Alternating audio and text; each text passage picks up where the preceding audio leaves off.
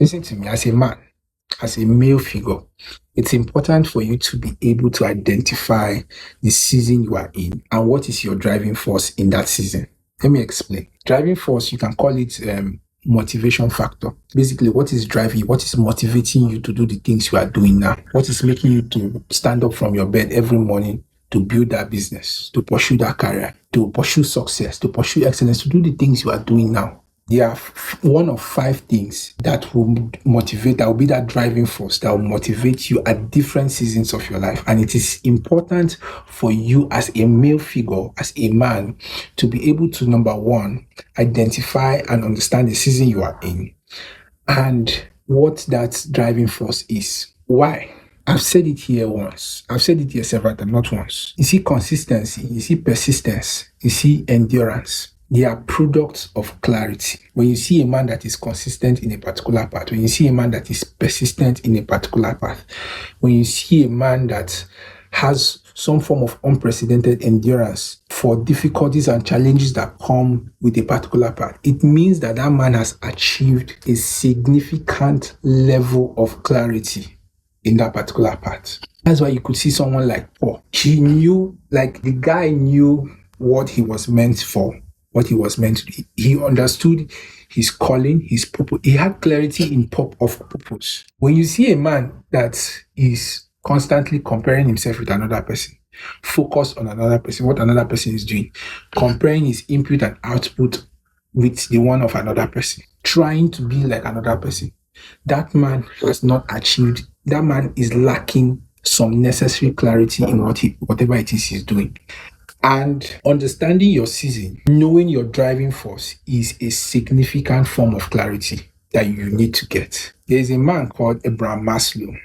He did a research, and after the research, he came up with a theory that there are five types of, should I say, motivational factor or driving force that drives a man.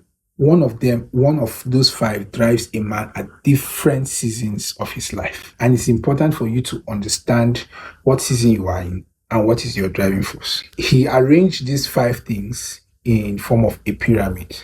I'm putting the picture there now so you can see it. As you can see, so basically his idea or his theory is that you move from one level or one season to the other. I agree with the five things, but I do not agree with the chronological order. Right? Because in my own experience, I don't think life goes like that chronologically. There are people who are born by the virtue of their birth, family where they are born. Some have the privilege to start either at the middle or the top. Some lack the privilege and they start at the bottom. As you can see at the bottom there, you have physiological needs. That is your basic needs: what to eat, what to wear, where to sleep, primary needs of life. And most of us, that's how we start. And that's why you see the base of that pyramid is large.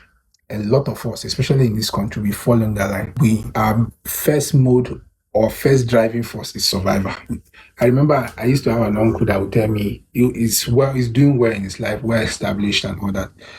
He told me that, he said, Victor, when I started, I did not plan to be where I am, to be honest with you. I just wanted to eat. And that is how a lot of us, we want to have what to eat, where to sleep, what our families will eat. And as God helps you, you move from that season to another level where we are now, what drives you is safety and security, as you can see on the screen there. Now you are not looking for what to eat anymore. Now what you are looking for is how to secure your food, how to ensure that you do not go hungry again. You do not look for where to sleep again. You do not look for what to wear again. That's when you now start talking about job security, financial stability, or financial freedom, as it may. You start building structures and systems. That is why I say it's important for you to know what season you are in, so that you know what to do at the right time. You know adjustments to make. This is where you start building systems and structures. Start talking about investment to secure the food, the shelter, the water. When you move from that season, as God helps you, there's another season. That's when you start talking about love and belonging, family. At this point, you are no longer working for yourself.